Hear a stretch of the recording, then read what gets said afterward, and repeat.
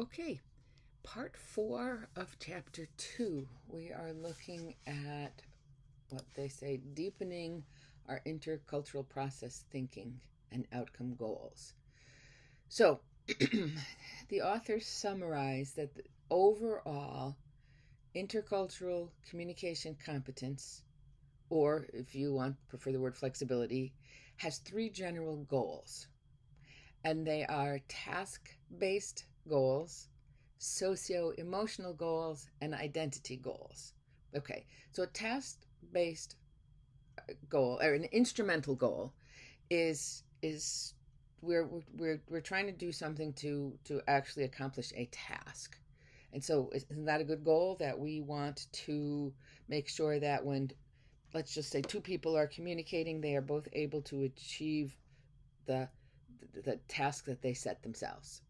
The socio emotional goal is that what we hope is that we can create a relationship, we can create connection and trust with someone else.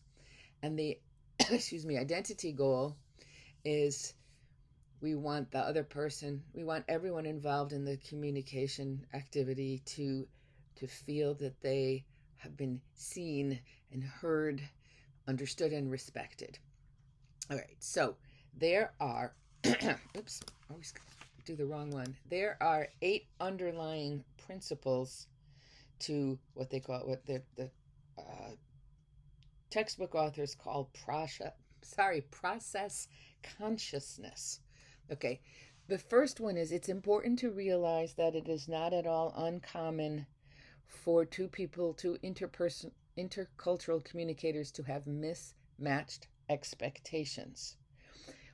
Why? Because they come from different cultures with different underlying values, beliefs, and norms.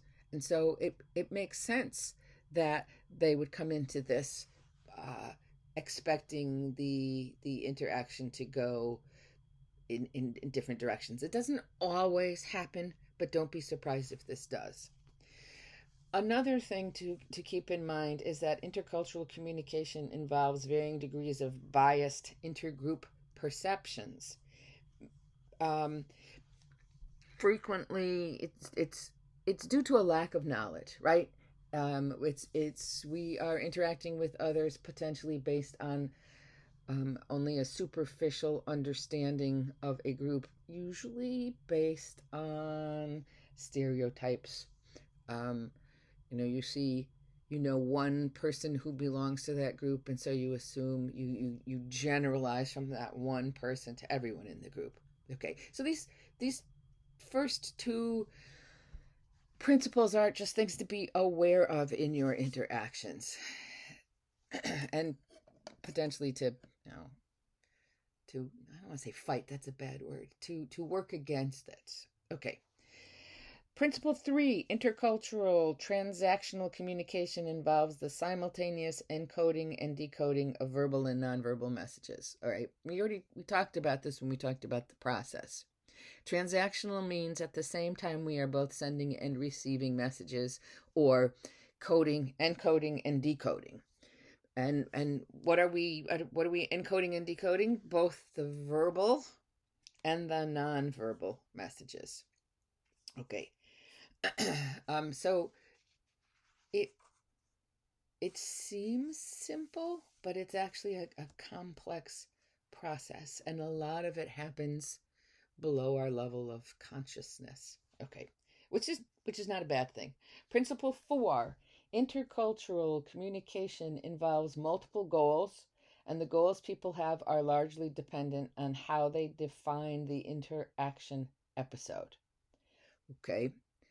Um, so when you are communicating with someone, you, as we said before, you have those three. You have the task, the instrumental goal. What is the task you want to accomplish? You have the socio-emotional goal. What what kind of relationship do you want to form with this person? And then you have the identity goal, which is it's more, if the socio-emotional are a little bit more about the other person, the identity goals are a little bit more about you. What is the image that you that you are projecting of yourself. How do you want other people to perceive you? There's a term in communication called face.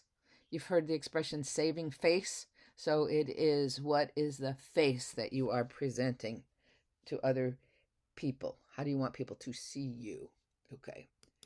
Principle number 5, intercultural communication calls for understanding and acceptance of diverse communication approaches and styles. Okay. Um, even if you're communicating with someone from your same culture, this applies, because while there are definitely cultural differences, things that different cultures value, and we'll talk about that in chapter 3, individuals also, the textbook talks about conflict styles. So think about, how do you handle conflict? Are you someone who says, you know what, well, we need to deal with this and it's going to be uncomfortable, but let's sit down?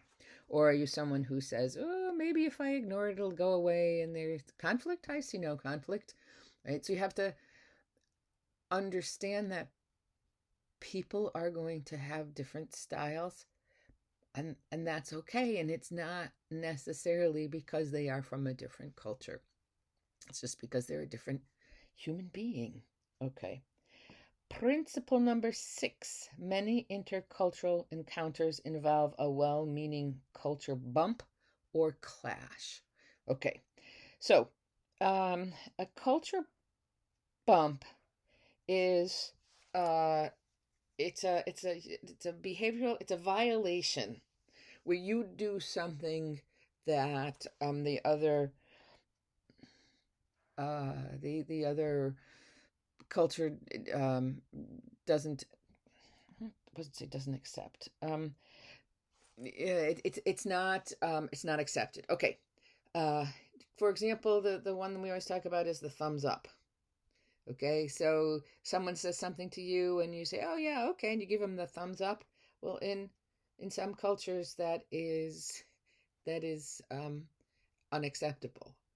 Okay, so I would call that a cultural bump. A cultural clash is where let me read this here. Let's see.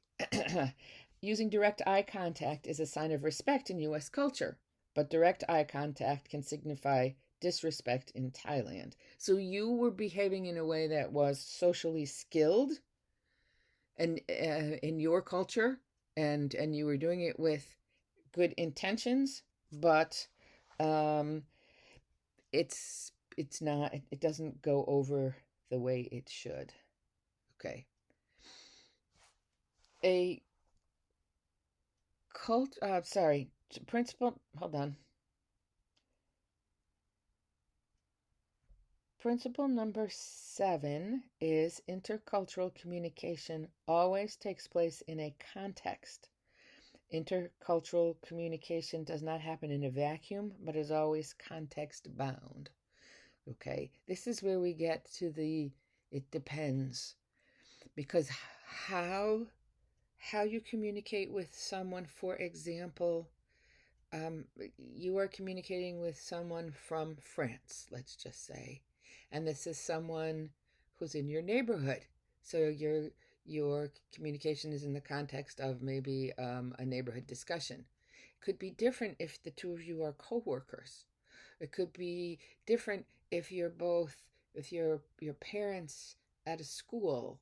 It could be different if you are going to be dating this person. So the context has a big impact on what's acceptable, what's not acceptable. The last principle, principle 8, intercultural communication always takes place in an embedded societal system. Okay, so hang on one second. All right, sorry about that. Okay, so the book talks about, this is not the first time, the macro level and the micro level when we're talking about a system. So the macro level is what is like the ideas that are coming down on us from our overall culture. It says by our family, by our upbringing, by mass media, social media, education, the political system, all of these things that are like bigger beyond us. There's also the micro level, which is that we tend to surround ourselves with people who have these same values, norms, beliefs that we do. Okay. However, culture is a dynamic evolutionary process. Humans are not stationary. Okay. So we are we are able to interact with someone who's from a different societal system, and and that expands our own system, because maybe now we are interacting with people who don't share the same beliefs that we do. Okay, the last part of this chapter is it's the intercultural reality check doables. It is really an overview of what was talked about in this chapter. On page 45, there are they give you the 5 bulleted points of how they look at maybe the qualities, the characteristics of a flexible intercultural communicator. Definitely take a look at that and see, if you had to rate yourself, um, do you think you're doing these 5? Where are you on your journey to um, be a flexible or competent cultural communicator? All right, this was chapter 2. Please make sure you connect the lecture to the textbook, and any questions you have, bring them to class on Monday. See you then.